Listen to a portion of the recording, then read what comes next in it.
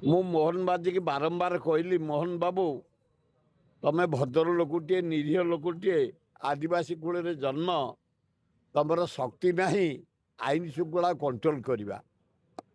ତମେ 2 ବର୍ଷ ହେଇଗଲା ମୁଖ୍ୟମନ୍ତ୍ରୀ ଦାୟିତ୍ୱ ନେବ, ହାରାହାରି 1300 ସାରିଲାଣି, 2500 ହେଇ ସାରିଲେଣି ନାରୀ ନିର୍ଯାତନା। ଏବଂ କୋଉଠି ପୁଲିସ ମାଡ଼ ଖାଉଛନ୍ତି ତ କୋଉଠି ପୁଲିସ ବାଡ଼ଉଛନ୍ତି ଥାନା ଭିତରେ, ବାରଙ୍ଗରେ, ବାଲିପାଟଣାରେ, କଳାହାଣ୍ଡିରେ, ସୁନ୍ଦରଗଡ଼ରେ, ଗଞ୍ଜାମରେ ଗୋଟେ ଅବସ୍ଥା ଶୋଚନୀୟ, ଏକଦମ ଆଇନ ଶୃଙ୍ଖଳା। ଏମିତି ଶୋଚନୀୟ ଅବସ୍ଥା ଓଡ଼ିଶାରେ କେବେ ହେଇନଥିଲା। ଓଡ଼ିଶା ପିସ୍ ଷ୍ଟେଟ୍, ଜଗନ୍ନାଥଙ୍କ ରାଜ୍ୟ, ଏଠି ବିଶେଷ ଝାମେଲା ଗଣ୍ଡଗୋଳ କିଛି ନଥାଏ। ଏବେ ଦୈନନ୍ଦିନ ଏ ପୋଲିସ କେହି ମାନୁନାହାନ୍ତି, ଏ ଗଭର୍ଣ୍ଣମେଣ୍ଟକୁ କେହି ମାନୁନାହାନ୍ତି, ଭୟଙ୍କର ପରିସ୍ଥିତି ସୃଷ୍ଟି ହେଇଛି। ସେଥିପାଇଁ ମୋହନ ବାବୁ ତମେ ଇରିଗେସନ ରଖ ପାଖରେ, ତମେ ଫାଇନାନ୍ସ ରଖ ପାଖରେ, ତମେ ଯେ ଡିପାର୍ଟମେଣ୍ଟ ରଖ ପାଖରେ, ଆପତ୍ତି ନାହିଁ। ହୋମ୍ ଡିପାର୍ଟମେଣ୍ଟ ଜଣେ ଦକ୍ଷ ମନ୍ତ୍ରୀକି ଦିଅ, ସେ ପୋଲିସ ବିଭାଗଟାକୁ ନହେଲେ ଷ୍ଟେଟ୍ ମିନିଷ୍ଟର କରିଦିଅ। ହୋମ୍ ଜଣେ ଟାଣୁଆ ଲୋକ, ସବୁଠୁ ବେଟର କ୍ୟାବିନେଟ୍ ଦେଇଦେଲେ ସେ ହୋମ୍ ଡିପାର୍ଟମେଣ୍ଟଟାକୁ କଣ୍ଟ୍ରୋଲ କରିବେ, ଭଲ ହବ।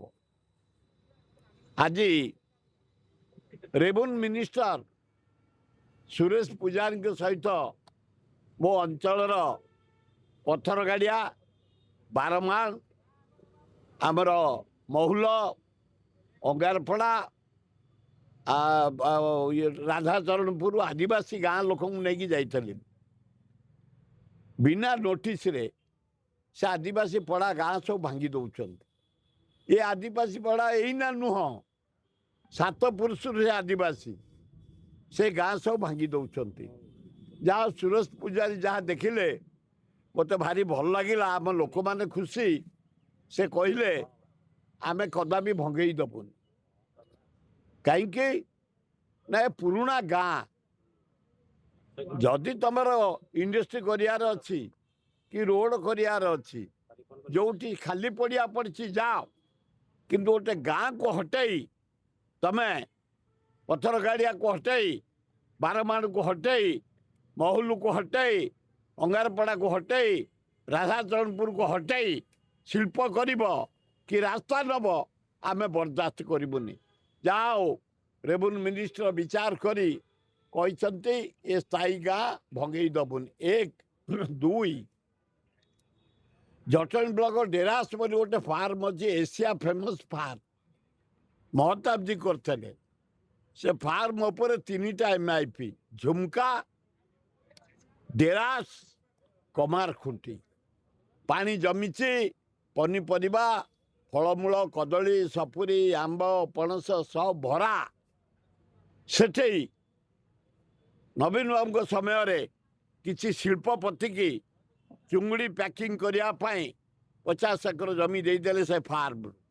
ଆମେ ଆନ୍ଦୋଳନ କଲା ପରେ ବନ୍ଦ କଲେ, ଆଉ 100 ଏକର ଦେଇଥାନ୍ତେ। ଇଏ ସରକାର, ମୋହନ ସରକାର, ସେଥିରୁ 100 ଏକର ଜମି ଶିଳ୍ପପତିମାନଙ୍କୁ ଦେବା ପାଇଁ ପାଚିରି ଆରମ୍ଭ କରିଛି। ଆମେ ଆନ୍ଦୋଳନ ଆରମ୍ଭ କରିଛୁ। ସୁରେଶ ପୂଜାରୀ ମହୋଦୟ ଆଜି କହିଛନ୍ତି ନାହିଁ, ସେ ଫାର୍ମ ଜମି କାହାକୁ ଦିଆଯିବନି। ମୁଁ ତାଙ୍କୁ ଧନ୍ୟବାଦ ଦେଉଛି। ଖାଲି କହିଲେ ହେବନି, ଅର୍ଡ଼ର ବାହାର କରିବା ଦରକାର।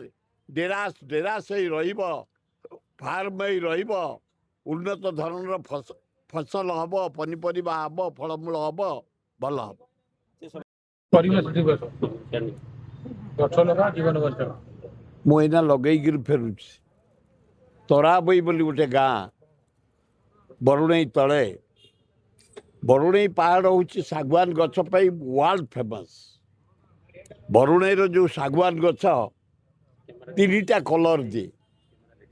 ବର୍ଷା ଦିନେ ଗୋଟେ କଲର, ଖରା ଦିନେ ଗୋଟେ କଲର, ଶୀତ ଦିନେ ଗୋଟେ କଲର। ସେଇଠି ଏଇନା ଆମର ବବି ବୋଲି ଜଣେ ଏକ୍ସ ସରପଞ୍ଚ, ବବି ଅଲି ତାଙ୍କ ନାଁ, ମୁସଲମାନ, ସେଇ ଅର୍ଗାନାଇଜ କରିଥିଲେ। ଆମେ ପ୍ରାୟ 200-300 ଗଛ ବରୁଣେଇ ପାହାଡ଼ରେ ପୋତିକିରି ଫେରୁଛୁ। ବିଶ୍ୱ ପରିବେଶ ଦିବସ। ଗଛ ଲଗେଇବା ନିହାତି ଦରକାର। ଜୀବନ ବଞ୍ଚିବା ପାଇଁ ଏ ଯେଉଁ ଖରା ହେଉଛି, ଏ ଖରାରୁ ବଞ୍ଚିବା ପାଇଁ ନିହାତି ବୃକ୍ଷରୋପଣ ଆବଶ୍ୟକ। ପରିବେଶ ଯଦି ଶୁଦ୍ଧ ରହିବ ତାହେଲେ ବୃକ୍ଷରୋପଣ କଲେ। ସେହି କାର୍ଯ୍ୟକ୍ରମ ଆଜି ବିଶ୍ୱ ପରିବେଶ ଦିବସ ଥିବା ହେତୁ ତରାବଇ ଗାଁରେ ବବି ନେତୃତ୍ୱରେ ବରୁଣେଇ ପାହାଡ଼ରେ ଆମେ ପୁଳେ ଶାଗୁଆନ ବୃକ୍ଷ ପୋତି ଫେରୁଛୁ।